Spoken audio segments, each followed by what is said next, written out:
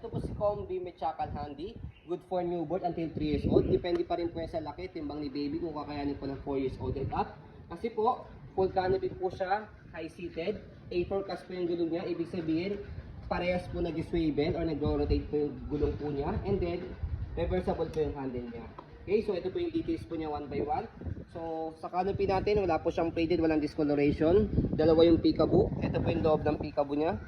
Sa kabilang side, ayan po. Okay, so kapag pinode siya, pwedeng kalahati lang. Ayan, kung ayaw nyo ng full canopy. Okay, sa seating pad niya, okay, hindi nyo na kailangan bumili ng extra cushion pad kasi kompleto na po siya. Meron na po sa headrest, meron po sa insert pad. Okay, so kapag new toddler na si baby, pwede nyo na po yung tanggalin para hindi na po masikipan si baby kapag nakaupo o nakahiga. 5 harness, seat na seat si baby, wala po yung putol. Ayan, heavy duty po yung lock niya.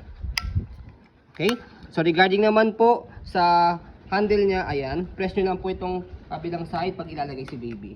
Okay, sasalpak nyo lang po yan pagka kakapita siya, wala na po kayo mabipindutin. Okay, ayan, makapal. So regarding naman po sa footrest niya, ayan, okay, okay na okay po siya, pwede sa maselan, especially sa mga tangkad na baby. Okay, so gulong okay na okay, easy to maneuver, ayan, nag-swivel. So kung gusto nyo pong one way lang, pag i-heli si baby, angat nyo lang po yan. Ay, baba pala. Okay, yan, one way na lang siya. Okay, pagka i-rotate nyo po ulit, angat nyo lang siya. Okay, so meron din siyang stopper. Okay, so gagamitin nyo lang naman itong stopper kapag naka-reverse na yung gulong niya. Naka-reverse na po yung handle niya. Okay, body frame sa right side, ayun yung details, napakaganda. So, glossy po yung pagkaka-block niya.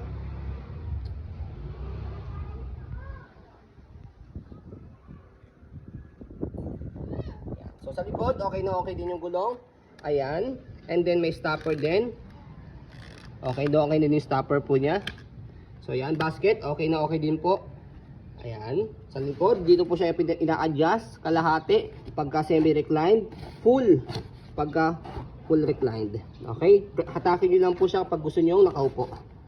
Okay? So, mesh tight din yung likod para pasukan ng hangin. Labasan po siya para hindi siya masyadong mainit sa likod ni baby.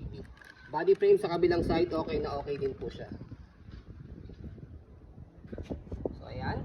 So, as you can see, regarding naman po sa handle niya, wala rin po siyang issue. Ayan. So, kapag ni-reverse po siya, ayan, angat nyo po ito and then shoot nyo na po dito sa kabila. Pero syempre, turo lang po muna namin, sa harapang gulong, nag-swivel siya, sa likod hindi. Pero pagka ni-reverse natin itong handle, ito naman po yung mag-swivel, ito naman po yung mag-lock. Check nyo lang po mabuti. Okay. So yan, nag-lock na po ito. Yung harapan naman po yung likod naman po nag-swivel. Kaya mas madali po siyang i-maneuver. So ganyan po yung design po niya kapag naka-reverse po yung handle. So kapag pinold po, ayan, balik nyo na po muna po yung handle. Make sure lock nyo po muna po yung likod na gulong. Ayan. Fold nyo po yung canopy. Kailangan nakaupo po itong seating pad niya. And then, slide. Naka-unlock and then press yung ilalim. Kasi kapag hindi nyo yung slide, naka-lock po yan. So, one hand fold, one hand open po ito. Kaya hawak si baby, pwede nyo po siyang i-open sa i-fold. So, demo natin. Slide, press, angat nyo lang po ito nasa likod, and then pull down. Okay? So, ganun din po sa pag-open po niya. Ayan. So, slide, press, angat lang po ito nasa likod, tapos buka. So, yun. Ganun lang po siya kadali. Lightweight stroller po ito. Ayan. So, as you can see, very details po kami mag-video kasi yung shop policy po namin, no refund, no exchange, what you see is what you get. Maraming salamat. Have a nice day and God bless po.